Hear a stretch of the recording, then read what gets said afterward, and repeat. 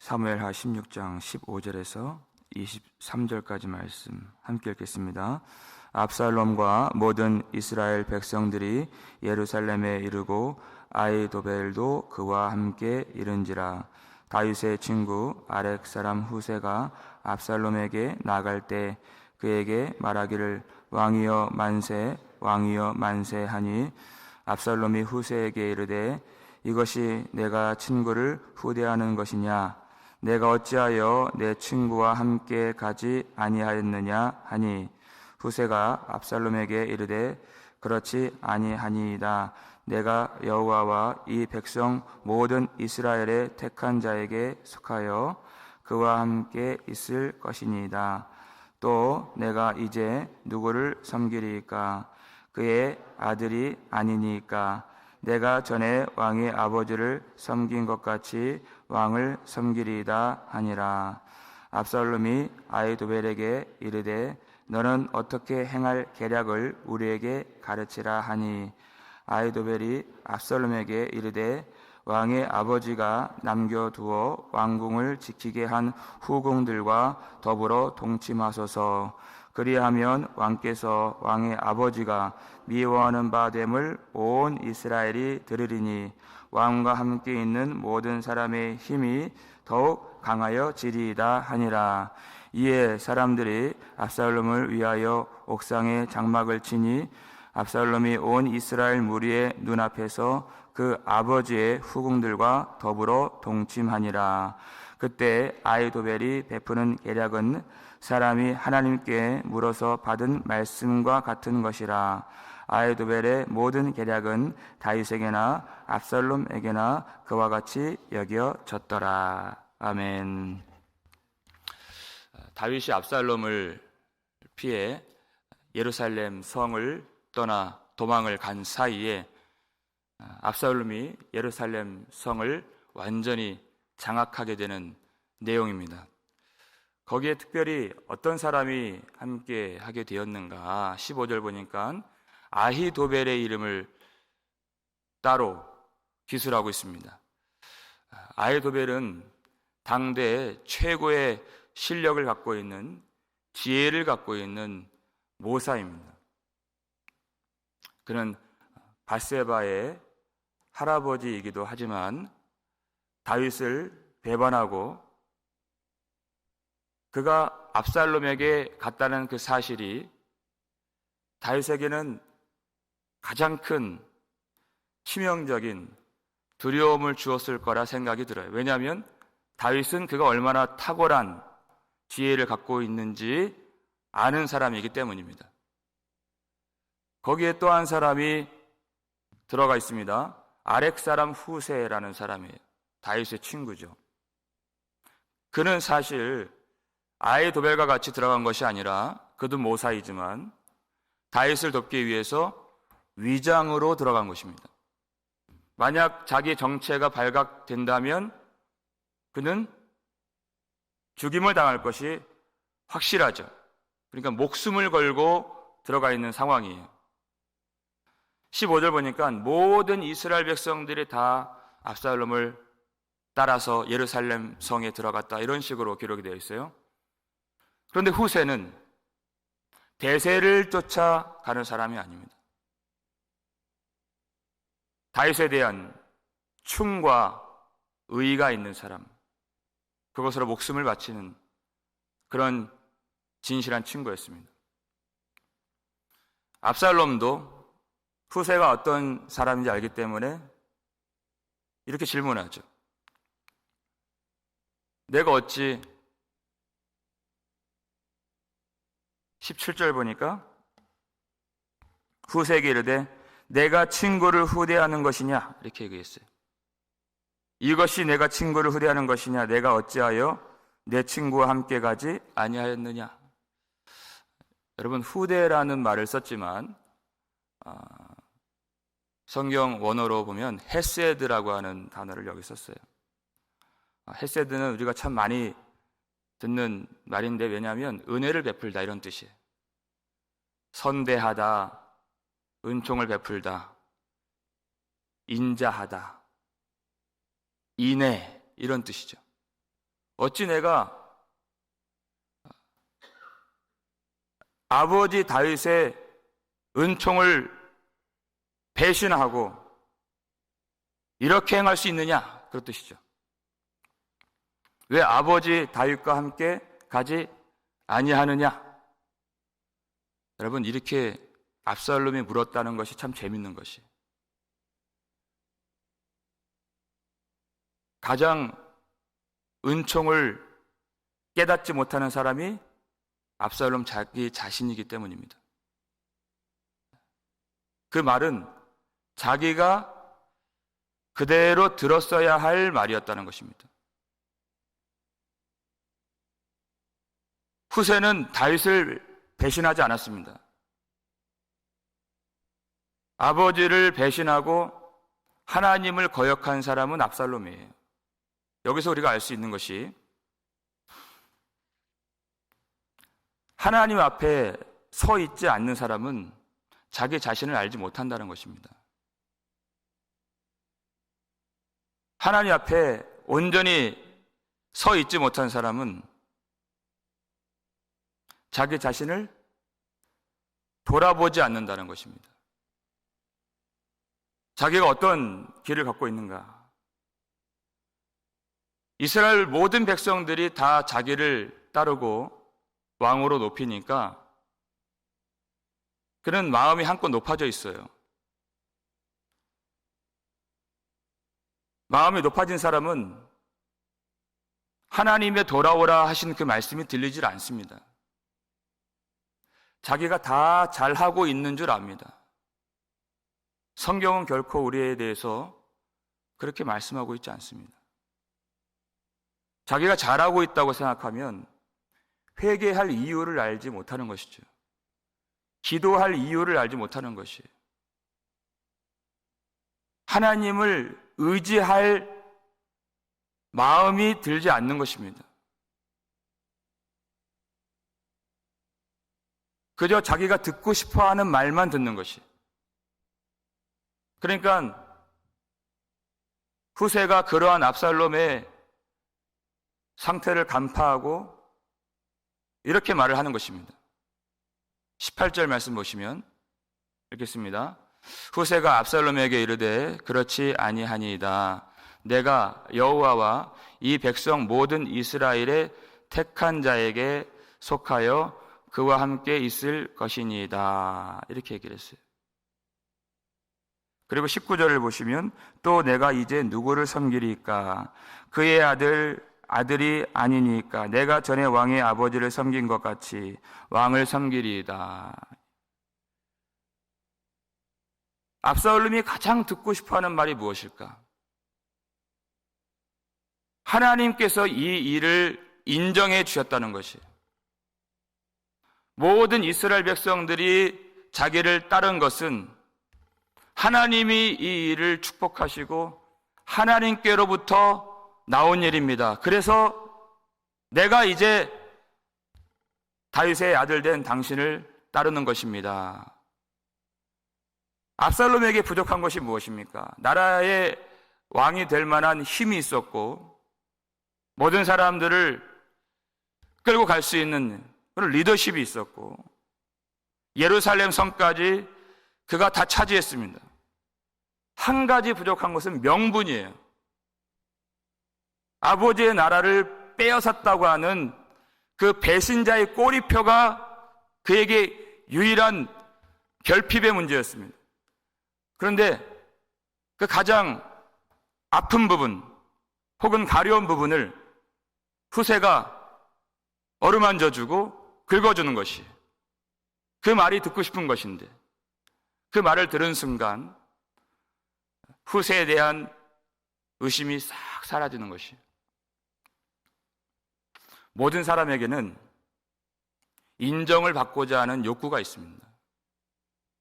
근데 중요한 것은 그 욕구는 없앨 수는 없어요. 누구의 인정을 받으려 하느냐? 내가 사람의 인정을 받으려고 하는 사람인가? 혹은 하나님 한 분 나를 인정해 주시는 그것을 구하는 사람인가? 여기에서 내 정체성이 달려있는 것이. 열심히 하지만, 겉으로 볼 때 문제가 없지만, 그것이 사람의 인정을 구하는 것이라면 하나님의 사람이 아닌 것이에요. 압살롬 보세요. 여러분, 압살롬이 사람에게 얼마나 잘했습니까?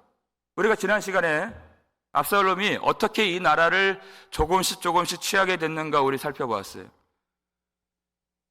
아침마다 새벽부터 일어나서 성문 앞에 나가서 그 원통한 사람들의 마음을 그가 다 헤아려 주잖아요. 이야기 들어주고 내가 해결해 주겠다 마음을 위로하고 그 일을 얼마 동안 했습니까? 4년 동안이나 그렇게 했어요. 그러니까 한 사람 한 사람씩 다 압살롬에게로 다 돌아간 것이 얼마나 열심히 해요. 사람들에게는 얼마나 잘해요. 그런데 하나님의 인정을 받는, 구하는 그 모습은 없었다는 것이. 하나님이 무엇을 원하시고 어떤 사람을 인정하시는가. 사람들은 다 압살롬을 인정해. 그러니까 나라가 넘어온 것이에요.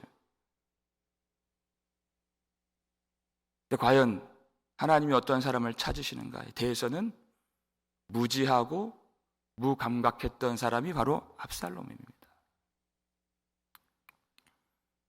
하나님을 사랑하지 않는다는 것이에요. 그래서 하나님이 후세를 위장시켜서 보내신 것이에요.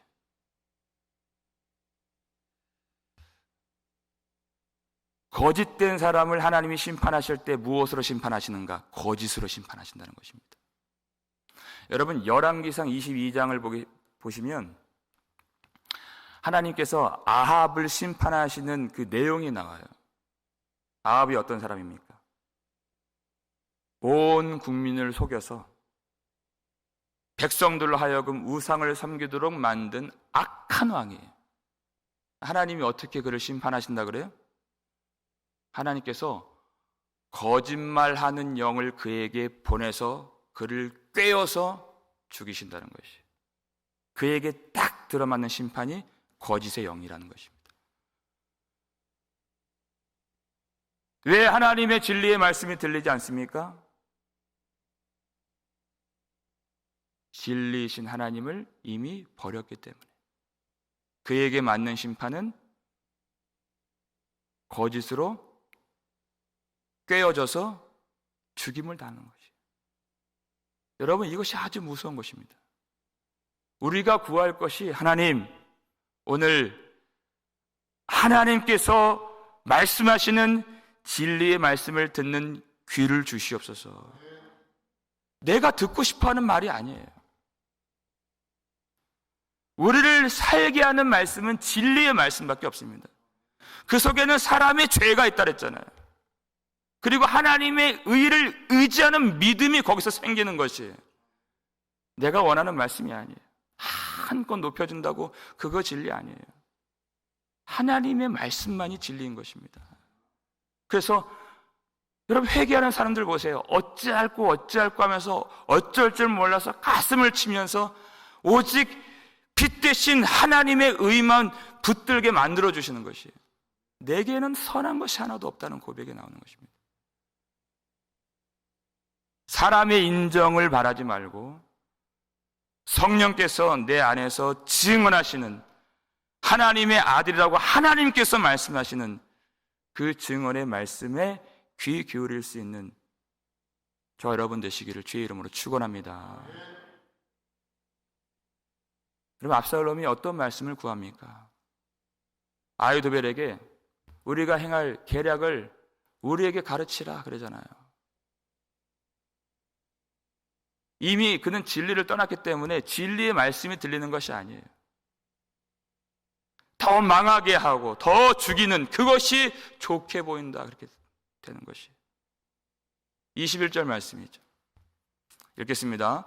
아히도벨이 압살롬에게 이르되 왕의 아버지가 남겨두어 왕궁을 지키게 한 후궁들과 더불어 동침하소서. 그리하면 왕께서 왕의 아버지가 미워하는 바 됨을 온 이스라엘이 들으리니 왕과 함께 있는 모든 사람의 힘이 더욱 강하여 지리이다 하니라. 그랬어요. 아히도벨이 정말 무서운 사람이에요. 이건 압살롬이 생각지도 못했던 것이, 아버지의 후궁들과 더불어 동침하소서. 그러면 아버지의 모든 소유가 바로 당신에게 있다는 것을 만 백성들에게 증명하는 그 일이 될 것입니다. 여러분, 이거 율법으로 따지면 얼마나 무서운 죄입니까? 아버지의 여자들과 동침하라는 것이에요. 있을 수가 없는 일이에요. 정말 무서운 계책이에요.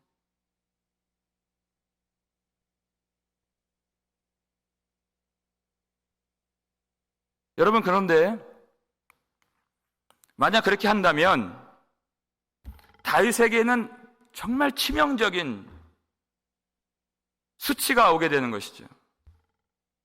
그의 아들이 자신의 후궁들과 잠자리를 갖는다. 다윗에게 말로 닿을 수 없는 그 고통과 그 수치, 그것이 따라오게 되는 것이, 다윗을 약하게 만드는 것이. 그런데 압살롬의 세력은 더 강하게 된다, 그렇게 되어 있어요. 압살롬을 따르는 사람들에게 더 왜 그 일이 강하게 되는가? 압살롬과 다윗은 부자지간이잖아요. 그들이 어떻게 하다가 만일 화해를 하게 된다면 다윗은 아들이기 때문에 압살롬을 용서해 줄 것입니다. 그런데 다윗을 배신하고 압살롬을 따라간 신하들은 아마 그렇게 되지 않을 거예요. 그러니까 아히도벨을 위시해서 신하들의 입장에서는 이 다윗과 압살롬의 관계가 어떻게 되는 것이 자기들이 안전한 일일까요? 어떻게 되든지 원수가 되어야 되는 것이, 절대 화해를 해서는 안 되는 것이, 그 가장 좋은 방법이 무엇이냐?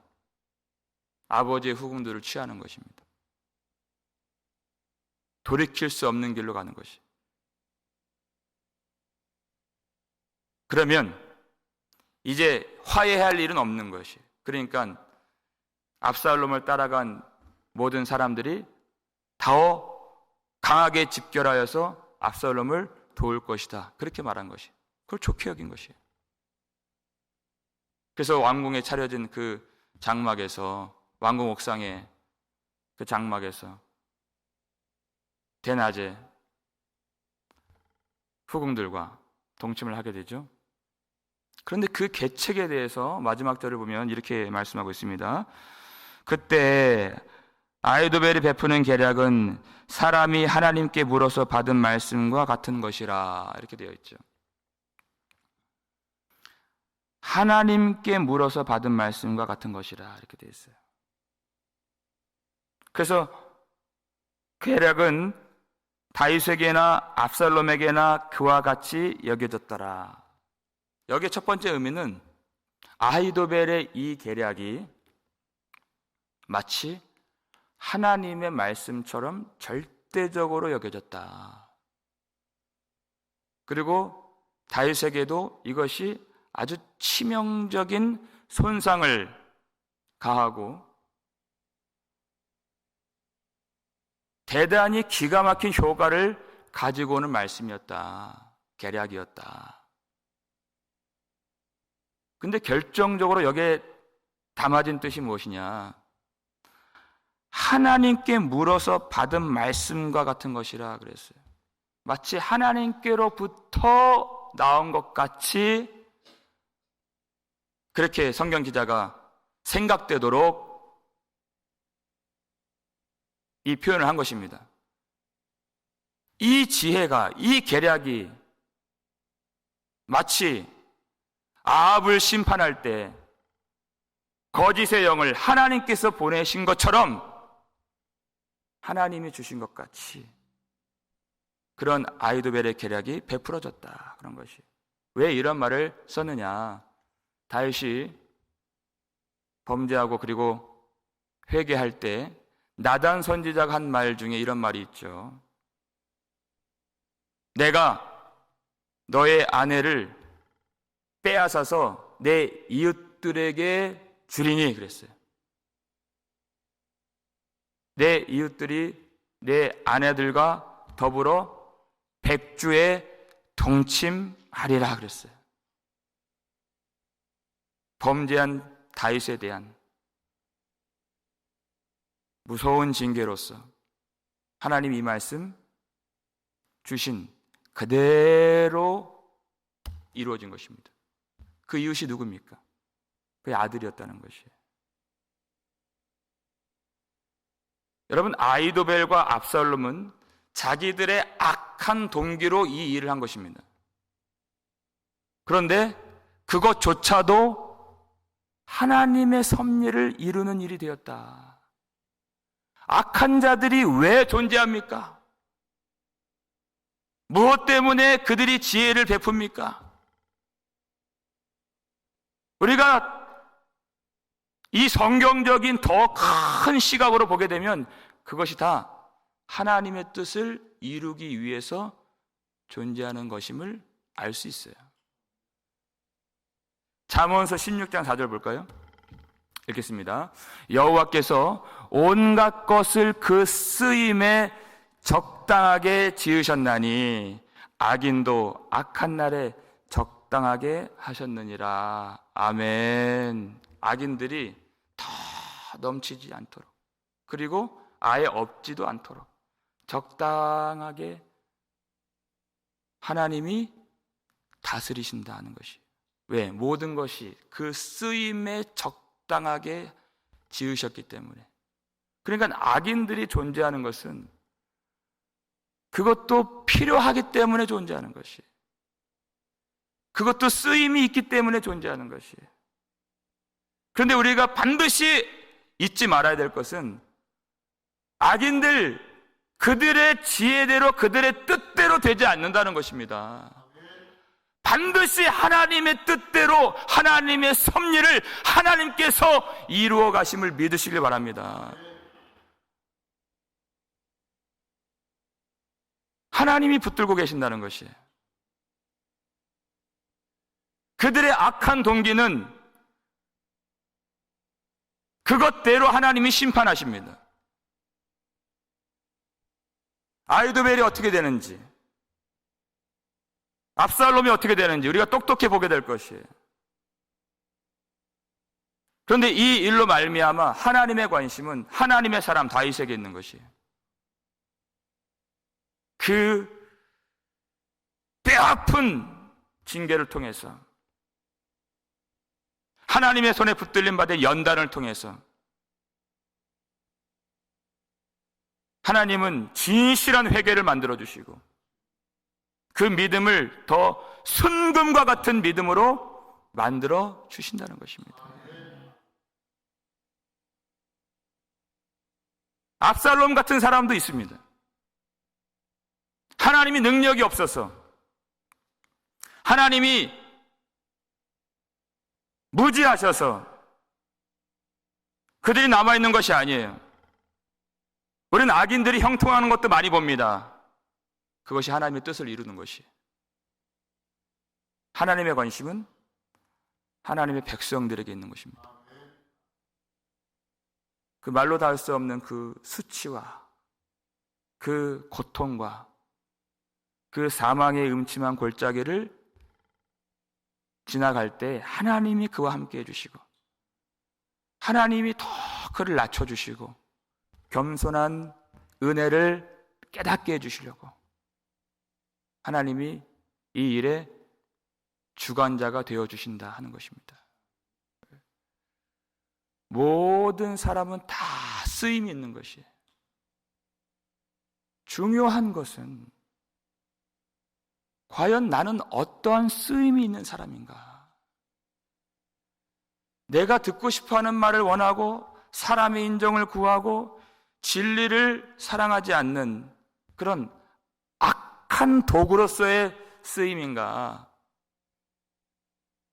아니면 하나님께 붙들림화 되어서 하나님 한 분 나를 인정해 주길 원하시고 모든 사람들이 나를 버리고 나를 인정해 주지 않는다 할지라도 하나님 앞에서 내 죄를 깨닫고 주님이 이끌어 주시는 그 눈물과 고통이 있는 십자가의 길을 걸어가면서 예수 형상 닮게 만들어 주시는 그 진리의 길을, 생명의 길을 걸어가는 사람인가?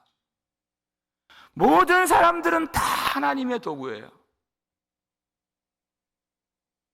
그러나 하나님께서 찾으시고 원하시는 사람들은 진정으로 자기 죄를 깨닫는 사람입니다.